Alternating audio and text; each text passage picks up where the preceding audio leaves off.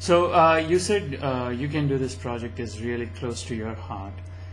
What kind of message you want to send out to the diabetic online community through your You Can Do This project?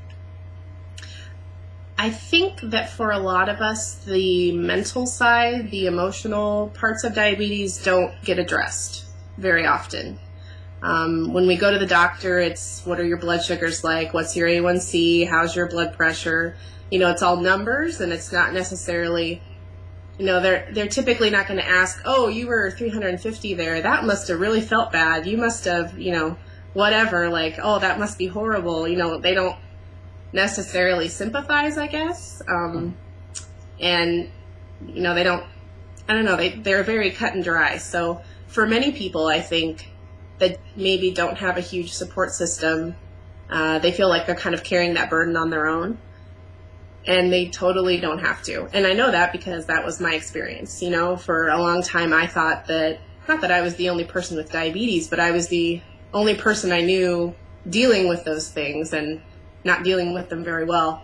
So, my hope is to reach people who, for whatever reason, whether it's, to them, whether it's a big problem or a small problem they have, or, have experiences with diabetes, can find people through this project that share what they're going through, and they can kind of hear their own feelings through someone else's words. Because I don't know how it gets any better than getting to watch a video that feels like it's like we're talking right now. It feels like someone's in the room with you, and being really heartfelt and encouraging, and talking about things that maybe they wouldn't normally talk about if they wouldn't have been prompted by the project. So that's my hope.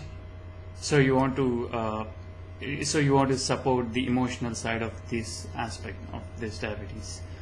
Yeah. That's very good. That's very good. So tell us one of the biggest diabetes achievement you had recently, or in your whole life. I know You Can Do This project, but apart from that. Yeah, that's been pretty cool. I think, just personally for me and my diabetes, getting my control, I guess if you want to call it that, or, my averages have been lower. And I don't know if it's kind of a combination of things for me. Like, I started using a continuous glucose monitor, which, kind of helps me see the trends and figure out what certain foods do. So, that's been helpful. But also to not beat myself up so much when things don't go like I think they should. Because, when I talk to people on Twitter or Facebook or blogs or forums or whatever, you see that everyone else is struggling with this too. It's not that anyone has it totally figured out, and nobody's the perfect diabetic. There is no perfect diabetic. So once I realized that, it got easier, I guess, to deal with it and move on when things don't go the way I want them to. So the next question is, how do you balance your life versus diabetes? I don't know how I do that. Can you see what I'm holding? I'm holding this like plastic foot thing and like squeezing. I got this at TCOYD last fall, and it's the Iowa Health. I don't know. It's like something for feet. I don't know, but it's like squishy, and I'm playing with it. You're probably seeing it flying across the screen. Sorry about that. I don't know. No, I forgot the question. I got derailed. My question was, how are you balancing your life versus diabetes? It's tough because I think you can't do one without the other. So, sometimes you just have to, I don't know, just, kind of live, and diabetes is going to happen whether I'm dealing with it that minute or not. But it is something you think about all the time. So, there are times where maybe I'll take a 2-hour break. I'm not going to check my blood sugar. I'm not going to look at the CGM. Like, I'm probably not even going to wear it, actually, so it'll be, like, between sensor changes. But, sometimes I just need that little, like, mini vacation from diabetes to keep myself level, because if I'm thinking about it all the time, it kind of drives me crazy, and then that's all I think about. And, you definitely want to be able to live your life while you're living with diabetes. So, in that case, you imagined yourself free from diabetes.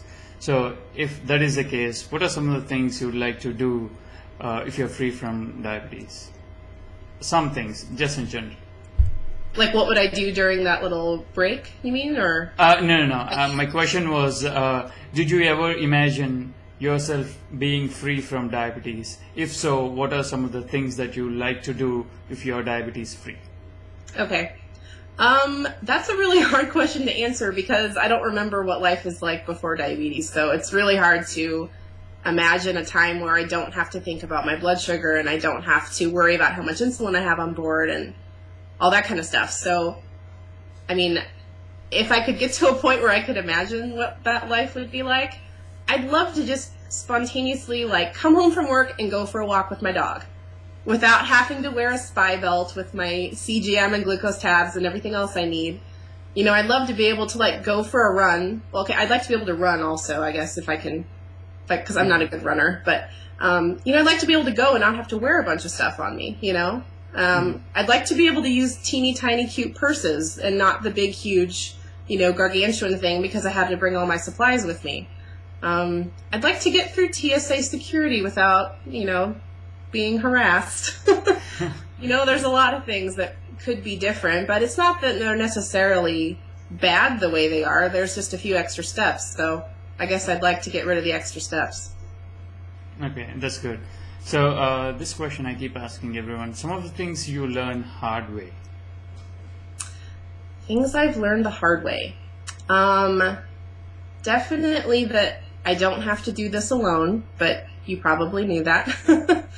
You know, I think a lot of us that have found the support system online have discovered that, you know, we're not the only ones going through these things.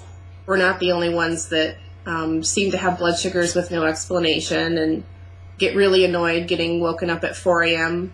with a low blood sugar, that kind of stuff. So, you know, for a long time, those were things I was dealing with on my own. So I guess that's the hard way, you know, because I didn't reach out prior to that when I could have. So your final message to the diabetic online community, or in general to diabetic community out there?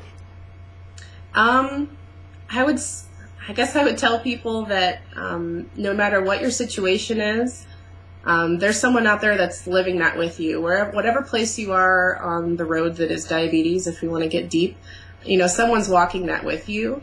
All you have to do is reach out and find someone. You don't have to be an expert on living with diabetes to be able to help someone either.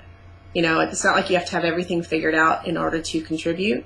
We're all kind of in this together, so, you know, come find us and we can do this battle together. Thank you so much, Kim, for being on the show and sharing your experiences. And I wish you all the best with your You Can Do This project. Thank you, BJ. It was a pleasure. Thank you. Thank you, and you take care. Have a nice weekend. Okay, you too. Bye-bye. Bye.